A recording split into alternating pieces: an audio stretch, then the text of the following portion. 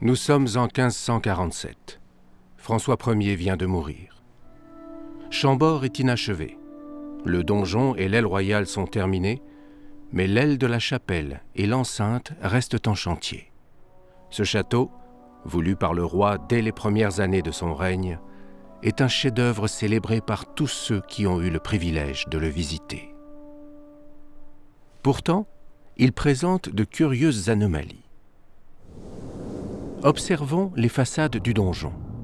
Sur ces deux façades, il y a aux étages supérieurs des loggias à gauche. Sur la suivante, les loggias sont à gauche et à droite. Sur la dernière, il n'y en a pas. Cette absence de symétrie est étonnante. Mais ce n'est pas la seule irrégularité. Regardons le plan intérieur. Les quartiers est, nord et ouest sont disposés symétriquement le long de l'axe du château. Le quartier sud, lui, est perpendiculaire. La plupart des historiens ont considéré que le plan initial était un plan parallèle et que, pour des raisons inconnues, le quartier sud avait été retourné de 90 degrés. Faisons une autre hypothèse. Regardez. Si l'on fait pivoter le quartier nord, c'est un plan en aile de moulin qui apparaît. C'est bien ce plan qui a été mis en œuvre au début des travaux en 1519.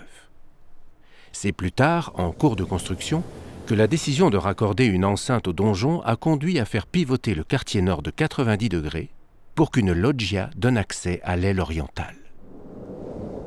Le plan en aile de moulin est bien le plan qu'avait voulu François Ier. Ainsi, c'est le fantôme de ce donjon isolé qui hante encore les lieux et se rappelle à nous chaque fois qu'en déambulant à l'intérieur, nous perdons le nord. Pour comprendre ce projet perdu, il faut revenir en 1519. La plupart des archives ayant disparu, nous ne pouvons qu'imaginer. François Ier, féru d'architecture, n'a pas encore 25 ans lorsqu'il prend la décision de faire bâtir un édifice idéal au milieu des marais, au cœur de terres giboyeuses. Un siècle et demi plus tôt, Charles V avait transformé la forteresse du Louvre en un palais royal et construit le château de Vincennes. Pour les rois et les princes de France, le modèle de l'ancien château fort était devenu le symbole de leur puissance. Chambord, résidence royale, sera un donjon souverain. Ce donjon sera bâti selon un plan centré, comme celui que les Médicis ont adopté pour leur villa de Poggio à Caiano. Mais le plan centré en croix grecque supportant des coupoles vient des basiliques byzantines. C'est ce plan que les Italiens ont ensuite adopté pour la construction des églises au XVe siècle. C'est ce plan centré qui a aussi été proposé au pape en 1505 pour la reconstruction de la basilique Saint-Pierre à Rome. Pour François, le plan centré en croix grecque du donjon de Chambord symbolisera l'alliance du politique et du religieux. Le royaume de France doit devenir la puissance centrale d'un empire chrétien restauré. Mais à Chambord, l'escalier à vis monumental, traditionnellement érigé en façade comme à Blois, viendra au centre du donjon. La logique du plan centré sera poussée jusqu'au bout, à l'image des forteresses dessinées par Léonard. Il formera l'axe central autour duquel tout le reste s'enroule. Le roi et ses compagnons seront logés à la même enseigne, dans des appartements identiques, selon le principe égalitaire des chevaliers de la table ronde.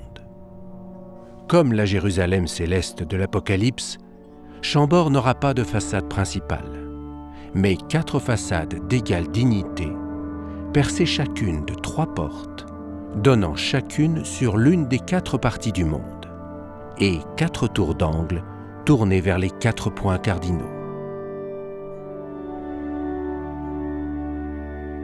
En 1516, Léonard de Vinci est appelé par François Ier auprès de lui.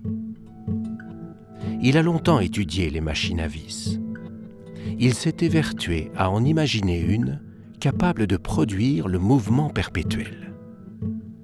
Il veut désormais comprendre ce qu'est la machine du monde. Et c'est dans une géométrie dynamique où les figures s'engendrent les unes les autres qu'il en cherche les fondements. À la fin de sa vie, sa figure fétiche est devenue la spirale tourbillonnante, le vortex, la turbulence. Des machines giratoires qui s'enroulent autour de leur axe. Le jeune roi a écouté le vieil artiste. Chambord sera cette machine étrange, comme destinée à tourner sur elle-même autour de son pivot.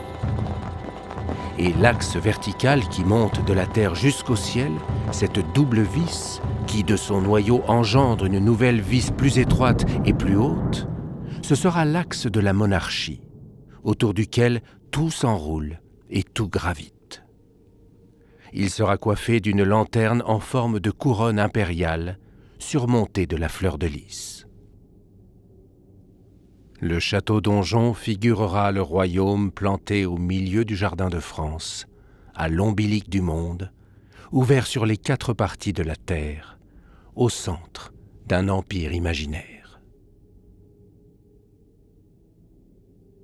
Léonard meurt en 1519. Il n'a pas été l'architecte de Chambord.